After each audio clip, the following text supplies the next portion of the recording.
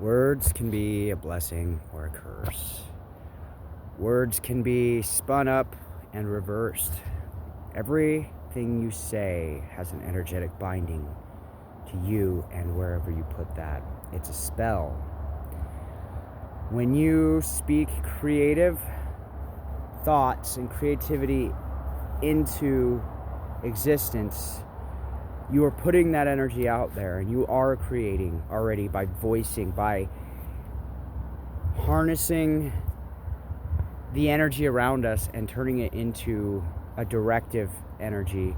That's a spell. Words with intent, that is very important. Intent is everything. Intent and inflection. You can say I love you 18 different ways, but if it's not the energetic signature of truth, I'm not going to believe you, right? There's a signature to truth. For me, it's like I can see it and I can smell it, but I can feel it too before I can even do that. And I've just sharpened my other senses because of 20 years of survival mode, right? But this last year has been really eye-opening to how interconnected everything is in this whole entire planet, especially with our digital age now, right? But also, loose words can really damage. And I'm saying that from a place of understanding and knowing, because I was a shithead, okay? Now, I've pledged my life to do good and be good for good, regardless of anything you might have heard, which is probably an exaggerated truth of, I don't know, because I've never really been able to tell my story front to back, because there's always some sort of hidden motive. And so today, I'm not going to that's in the past.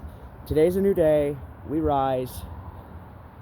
The idea is to protect your energy with a bubble, right? If you know how to do that, I would implement it and slowly just start taking habits off your list. Like, okay, I'm gonna do one less thing that feeds the machine today. I'm gonna do one less thing that gives them my energy, gives them my money, gives them my attention, clouds my mind, right? It doesn't happen overnight. I'm a recovering addict, and this has been a non-linear journey for me for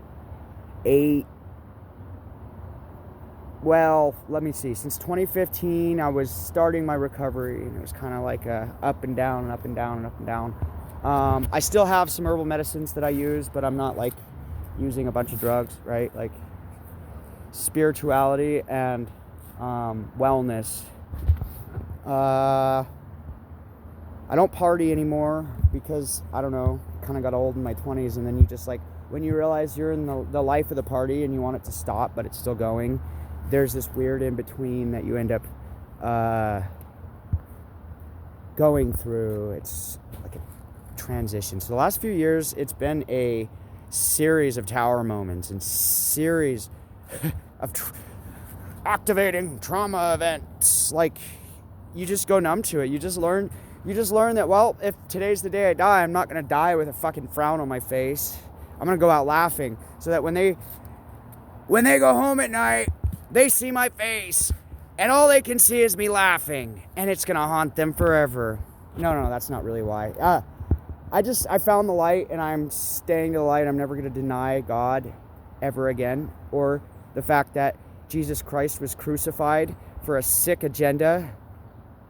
We're not going to go there. That's getting a little bit too political. But anyway, I don't even care if people listen to my rants, because this is for some energetic circles you guys are playing with, but you don't know what you're playing with, and there has to be a captain, a team captain. And I've been, since I was 14, I've been primed my whole life to play with these machines, right? And I don't want anybody to have to be in the position that I'm in, and also to be able to tell somebody my story and have them absorb it the first time around's tough, so I have to speak in bits and parables. And they also, I mean, they got me pretty shut-mouthed, right? They don't want certain